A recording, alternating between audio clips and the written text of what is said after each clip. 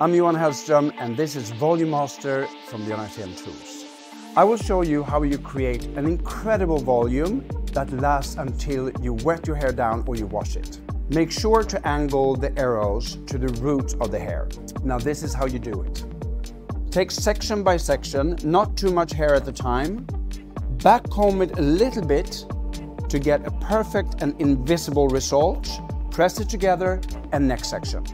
You can work with Volumaster throughout the whole head to get an incredible volume, or you can focus on the areas where you really want to have volume, for example in the back of the head. Make sure to work throughout the hair gradually and not use too much hair at the time so the heat really goes through.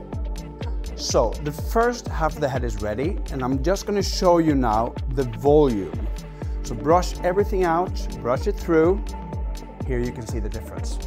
So now I will continue and do exactly the same thing on the other side. So section by section, not too much hair, a little bit of back combing just to make the crimping completely invisible, and next section.